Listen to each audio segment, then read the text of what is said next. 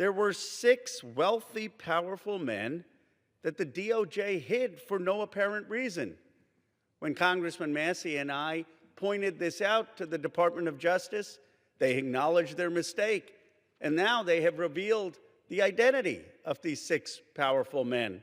Yesterday, Congressman Massie and I went to the Department of Justice to read the unredacted Epstein files. We spent about 2 hours there, and we learned that 70 to 80% of the files are still redacted. In fact, there were 6 wealthy, powerful men that the DOJ hid for no apparent reason. When Congressman Massie and I pointed this out to the Department of Justice, they acknowledged their mistake, and now they have revealed the identity of these 6 powerful men.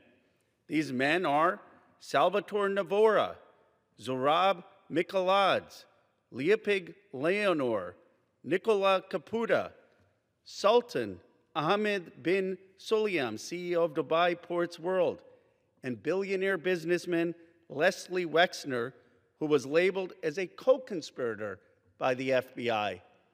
Now, my question is, why did it take Thomas Massie and me going to the Justice Department to get these 6 men's identities to become public?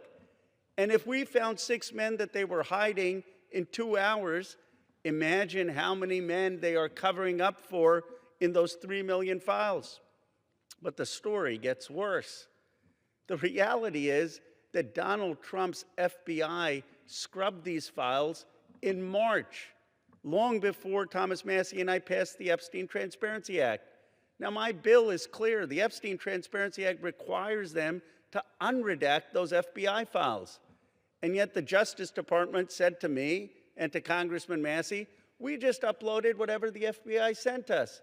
And guess what? The FBI sent scrubbed files. That means the survivor's statement to the FBI, naming rich and powerful men who went to Epstein's island, who went to his ranch, who went to his home and raped and abused underage girls or saw underage girls being paraded, they're all hidden. They're all redacted. It's a little bit of a farce.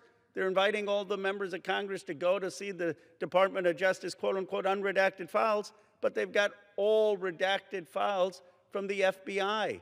And it's not the fault of the Justice Department attorneys. They were just told upload things that Donald Trump's FBI had already scrubbed. It's a blatant violation of the Epstein Transparency Act, but it also asks a fundamental question.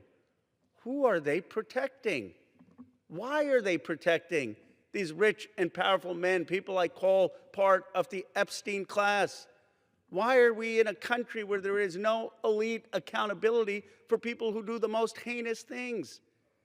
You have in England the king now calling for an investigation and possible prosecution of his own brother. You have in Norway the princess who no longer has support to be the queen.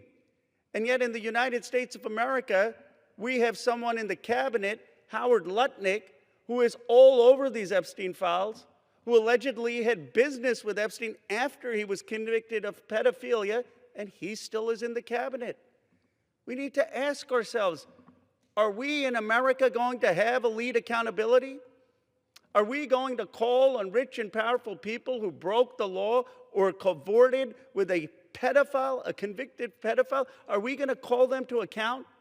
Are we going to have prosecutions for billionaires who went to this island and either raped underage girls or saw underage girls being raped and didn't say anything? Are we going to have investigations? I'll tell you what this is about. It's not just about the 1,200 survivors. It's about 2 tiers of justice in America. It's about people who can accumulate wealth and power and don't have to care about the rest of America. They have destroyed so much of this country. Income inequality is at a 60-year high.